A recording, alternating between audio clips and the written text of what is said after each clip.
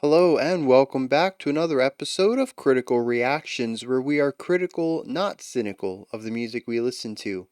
I'm your host, Bryan, and we're going to finish up this week with a creator request, which is where a smaller band asked me to check out their work. And I always do because we find some really interesting stuff through this program. Today we're looking at a band called Creepy Willie. They emailed me and said, "Hey, we're a Romanian prog metal band. We just released our first video from our upcoming debut album, The Creepy Willie Show." So, let's dive into this.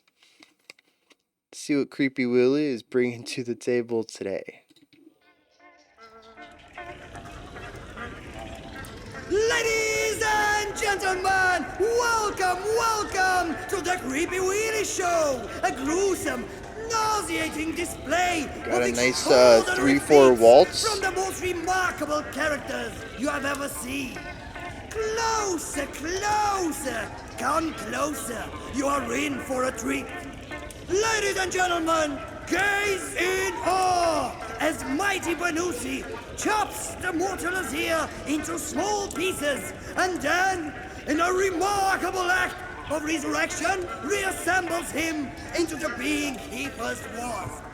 Let us see whether he succeeds. Ladies and gentlemen, hack Slash Rebirth!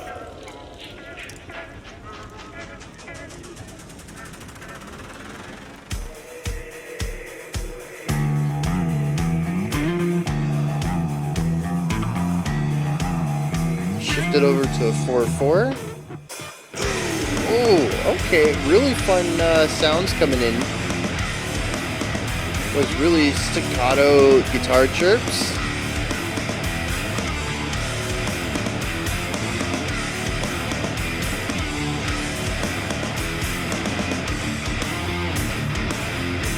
Really interesting snare accents. The last section, we had some 16th note strikes leading into downbeats.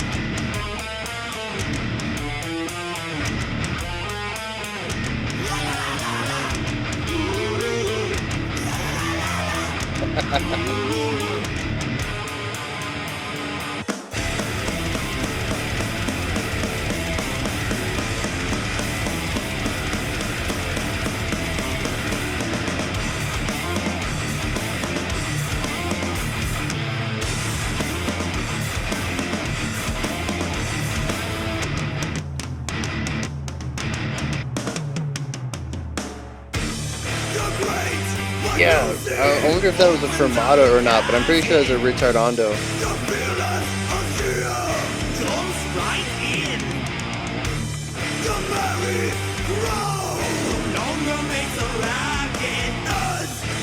I love the diversity here between our two vocals.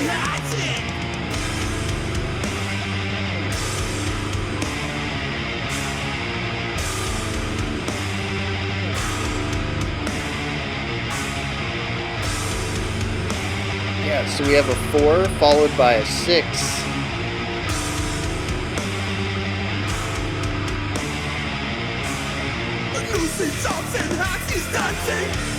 Yeah, bass heavy. His eyes are open wide, he's grinning while the hatchet's madly spinning.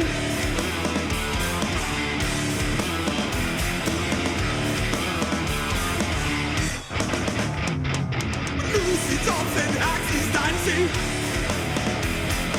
Dancing up for seal with Alice close. His eyes are open wide, he's grinning while the hatchet's madly spinning. While the hatchet's madly spinning. I really like the playfulness of this track.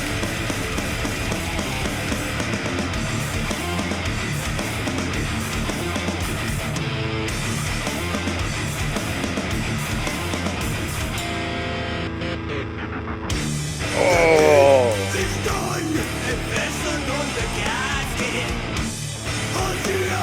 So that's two very creative ways of bringing them down to this tempo for this section.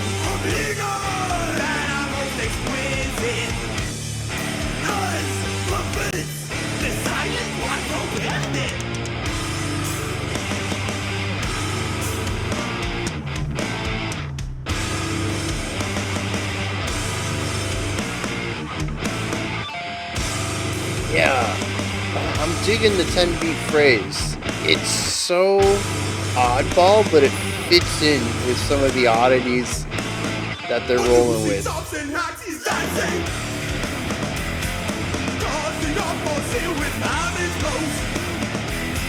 His eyes are open wide, he's grinning while the hat is barely spinning.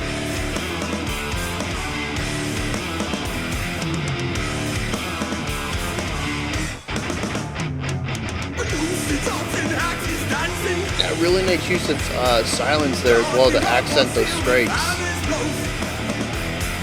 His eyes are open wide, he's grinning while the hat is barely spinning. While the hat is barely spinning.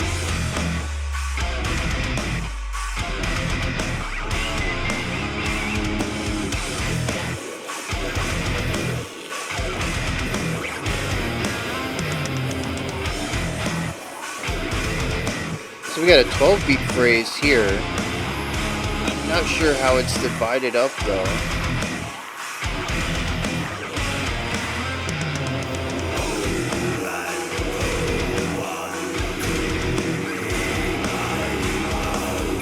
Okay, so 6/4. Yep.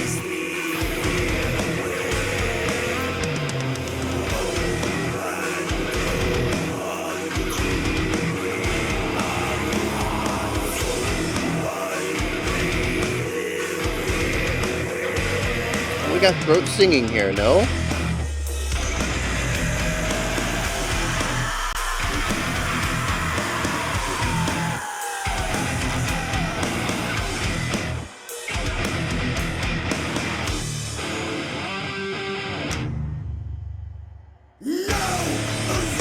Okay.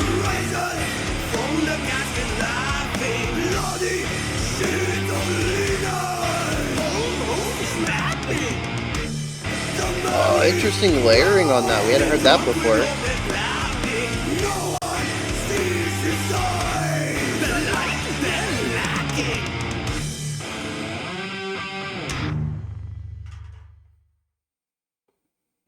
Interesting.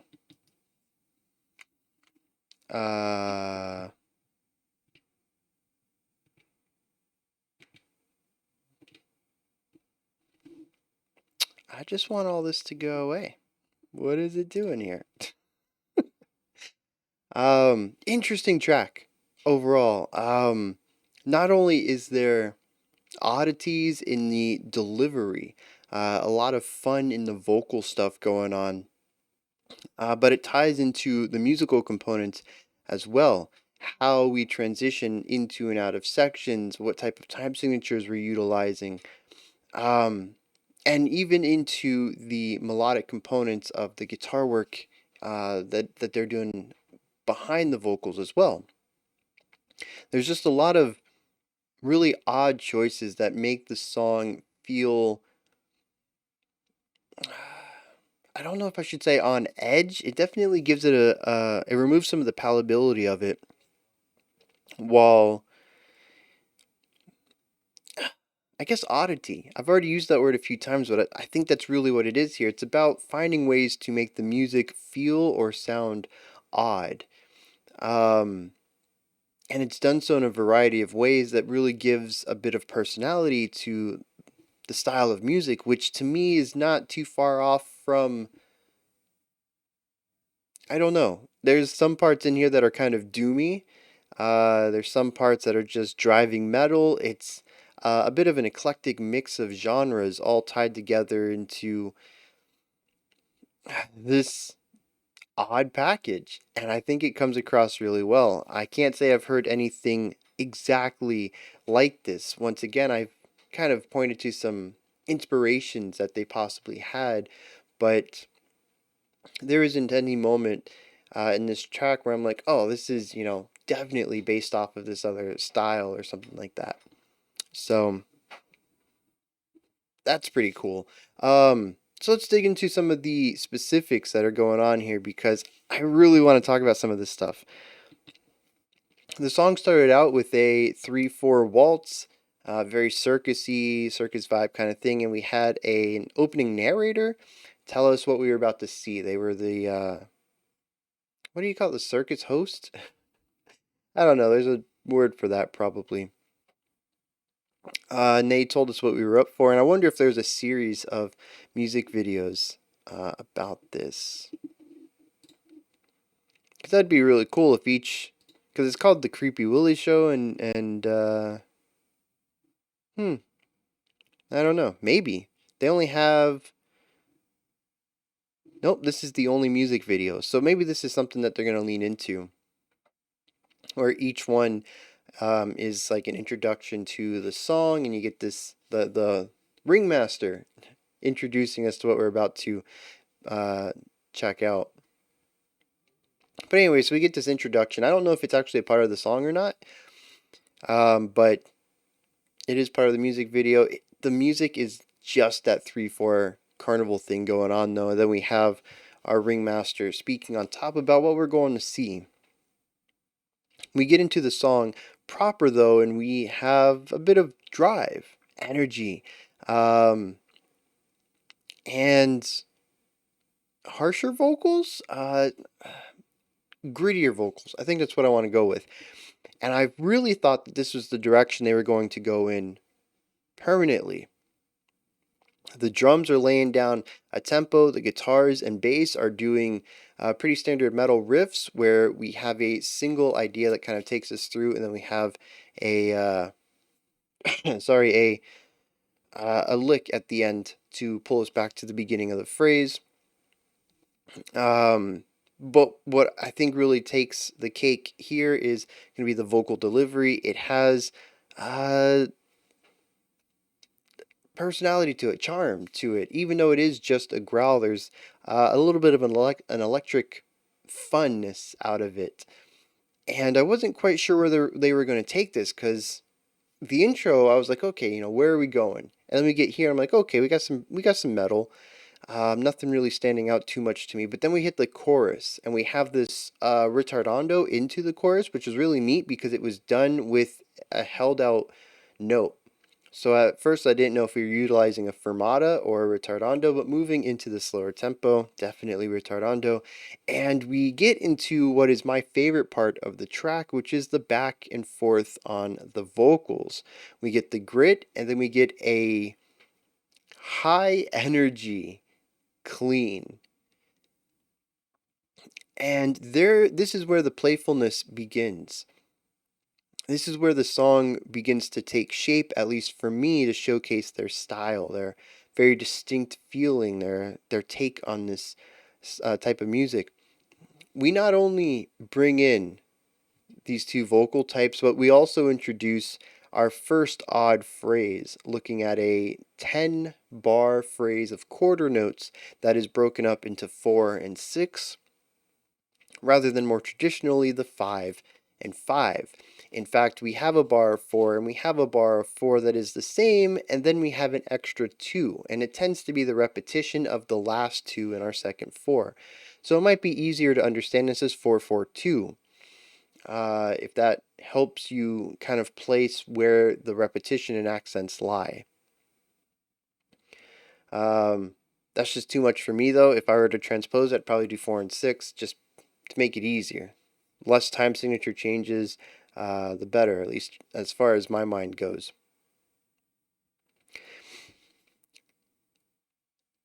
And there's so much fun, I think that's the word I want, between what the guitars are doing, how they're incorporating their sounds. We're getting some of these pick scrape chirps that are here.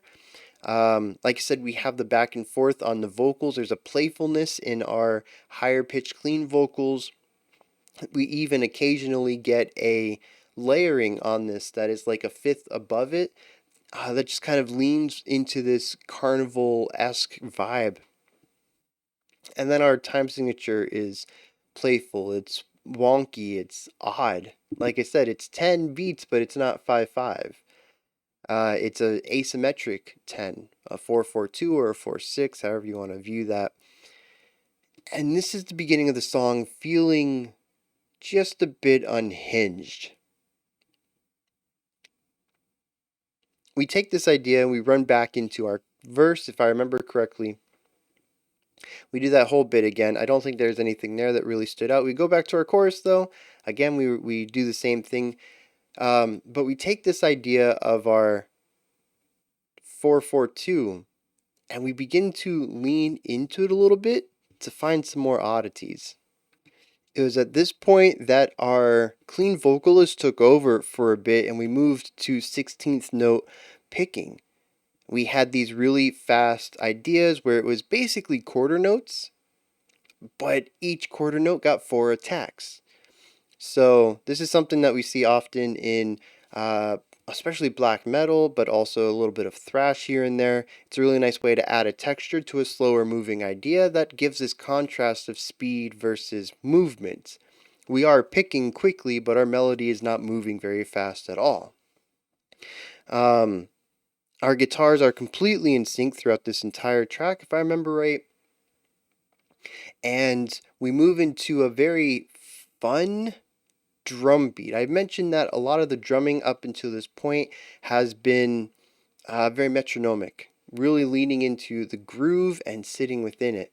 And here we have a rhythmic syncopation, like a ba-bum ba-bum, ba-bum ba-bum, ba-bum ba-bum, and it just provides this energy that pushed against our not tremolo picking, our fast picking and the guitars gives us a lot of energy. It leans into that fun vibe that the lyrics and vocals have pushed into, but the song really hasn't yet. We've had the doomy chorus and the more upbeat but still rigid verse. That having this moment right here allows the song to open up as far as its energy and electricity and allows for the performances and the vocals to be matched by what the music is doing. I think this is where the song really comes together for me, but it also couldn't have been that way without the sections leading up to it. And that's just to say that a whole song of fun music with fun lyrics or fun vocal delivery or just that energy, it wouldn't be bad, but it would not be this song. It wouldn't be what they're going for. It would end up with something a bit less weighty. And that's what this sort of sits in for me. Because, another band that we've had on the channel that they kind of remind me of is the Toadstool Orchestra. The Edible Toadstool Orchestra. They go full on into the fun angle, and through that, they kind of get more of the eclectic side of System of a Down in their music. What's important for this band is while they still want to have some of that energy at times and to have that fun playfulness in moments, they also want that to be paired with something that roots and grounds the song as a whole. And I think that's where the doomier aspect and the more straight metal verse comes in handy. It makes it so that the song isn't just a comical track or isn't just one of the fun songs, that it actually has a bit of bite to it as well. And the pairing of that works very well, not too dissimilar from the growls and the cleans in our chorus. In fact, there's a lot of really great ways throughout this track that we see the use of contrast and schism between styles used to create a type of cohesion in the song that helps it stay rooted a bit. And I think that's something that stands out to me, at least, about their music. Now, we did have that moment it was like a minute to go in the track, and everything sort of cut out. We had a couple of harsh, like staccato guitar hits and some isolated drum hits, and then 2 bars or 2 beats of silence. Sorry. I really thought the song was going to end here. And it would have been neat as well because a lot of the song is predicated on sound. There's very few moments for silence to seep through. There's very few moments in the track where there is no sound happening at all. And for these 2 or 3 strikes to be so sharp with space between them, where everybody was in on it, there was no underlying sound that would fit underneath it, I thought that was a really great way to end the track. And instead, we waited a couple of beats and then came back into the the chorus, and I don't think that's a bad way to go about it. It certainly works. The bridge, you come back to the hook, and then you wrap the song up. But I think it sort of undermines what happened there. And here's something I kind of want to look at too is transition. I mentioned that going from the first verse into the chorus, they used a retardando that felt like a fermata in order to get to the time signature. There's also an interesting transition from our second verse into the chorus, where we utilize some pick scrapes and some really short, chirpy staccato ideas to sort of reset the sound temporarily so that when we return to the slower tempo, it was abrupt, but it didn't feel at odds because we did have a moment of silence to sort of reset what we were expecting. It was also a brand new sound and a brand new transition, so we didn't have any expectations of what we're going to come after it. Utilizing this idea right here of 2 bars of pure silence that followed those short staccato hits, it does follow this idea of utilizing new transitions every single time we come back to the chorus. And I appreciate that. I really do love the novelty of utilizing variety within a song. If you're going to continuously do the same things, verse, chorus, or returning to a chorus, find a new way to get there. 100% support that. But I also don't know that the final chorus was necessary, especially since I can't remember. I feel like we heard the chorus 3 times, but as far as I can remember, it was verse, chorus, bridge, chorus. I don't know. I get the feeling we heard it 3 times before the final one. But, anyways, I just don't think it was necessary. I think the song actually had a really nice stopping point and that nothing was added by returning to the chorus again. However, the chorus is super fun and is still my favorite part of the track, so I'm not too bummed about it coming back. It just really didn't feel like it was necessary. The hook was already in me, and if I wanted to hear it more, that's what the repeat button is for. In fact, as the statement goes, it's better to leave your audience wanting than satisfied. So I think that's everything I have to say about the music. This was an interesting combination of a lot of things. I'm definitely gonna have to check out more. I think they said their album was out. Yes, 3 months ago. Full album is out. It's a 7 track. Well, I was gonna say EP, but it's also sitting at 51 minutes. So yeah, that's an LP. I'll have to add that. See if it's on Apple. Otherwise, I'll check out this YouTube full album video. Um, just to see what else is on. I'm intrigued, and that's definitely what you want when you have a music video. You want to get someone intrigued so they can check out the rest of your work. They do have the lyrics here. Let's jump into those real quick. We have 5 stanzas, so not a lot. The great Banusi opens up the casket. The fearless Asir jumps right in. The merry crowd no longer makes a racket as Banusi reaches for his hatchet. And there's a lot of names here that I'm like, who's Banusi? Who's Asir? But I think it was these are the things that were mentioned at the beginning during the ringmaster's introduction section. He was telling us about what we would see when we go in here, and I think this was it. It was like a magic act or something. The chorus says, Banusi chops and hacks, he's dancing, cutting Asir up with famished blows. His eyes are open wide, he's grinning while the hatchet merrily spinning. So we have a person getting into a casket, and then we have another person chopping it up. The deed is done, and flesh adorns the casket. Asir's limbs, Banusi's wrapping in sheets of linen, which are most exquisite, as befits the silent one from Quartet. O grant thou unto me my mouth, so I may speak herewith. O grant thou unto me my heart, so I may speak herewith. Now Asir rises from the casket laughing, bloody sheets of linen almost snapping. The merry crowd, they're drunk with hoping and clapping.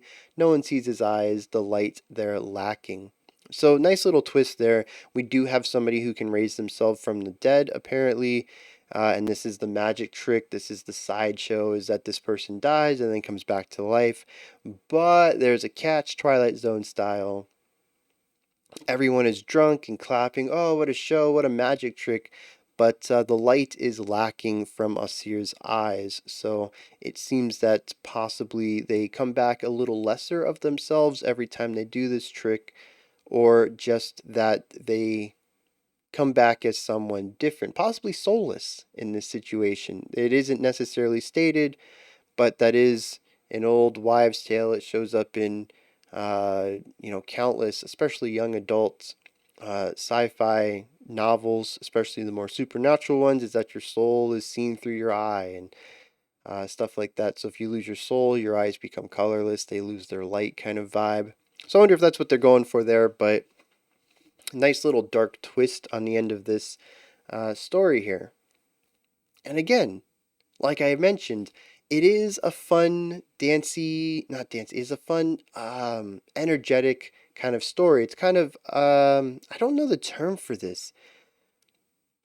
I mean, fun is not really the term for someone getting chopped up, but I think just, it's not serious, is what I'm getting at. But there is a rootedness, a groundedness to it, especially with the twist at the end, or even just the dark concept of being chopped up and mutilated for an audience's entertainment. Even if they do come back to life, it's probably still not fun in the moment. Um, and so yeah, fun is the wrong word for it, but there is an entertaining, maybe that's what I want to go for here, which probably fits well with the whole circus vibe. There's an entertaining aspect to the song where it's very showy, a lot of showmanship, especially in the vocal work. That is designed to introduce hype and excitement into the listener or the viewer if we're looking at this from the lens of the story. But there is this rooted element that keeps it a bit more serious. It's that dark twist at the end. It's the what I say, the doom style chorus. Like there's just a lot of parts of this that kind of pull down that excitement, that entertaining factor, and I think it works very well pairing the two musically, having both sides in the music, but also how it works with the themes of the lyrics as well. So yeah, fantastic job with this, Creepy Willie. I'm gonna have to check out your album, see what I think of it, and like I said, if nothing else, I'm intrigued after a first listen, which is exactly what you want from someone checking out your first music video. Those are my thoughts on Creepy Willie's Hack Slash Rebirth. Oh, I get it now. Hack Slash Rebirth. This is where you guys come in, hit me up in the comments. Let me know if you enjoyed this or not, anything that stood out to you, anything you'd like to add on to or correct me on, let me know. Above the comment section is a description box. In there, I do have my link for Linktree, but more importantly, I have links for Creepy Willie, anything I can find about them, social media, streaming platforms, etc. Any way that'll help you get in contact with them or check out whatever it is you'd like to check out from them. Alright, until next time, remember to be critical, not cynical, of the music you listen to, and have a fantastic morning, afternoon, or evening, whenever you choose to watch my videos.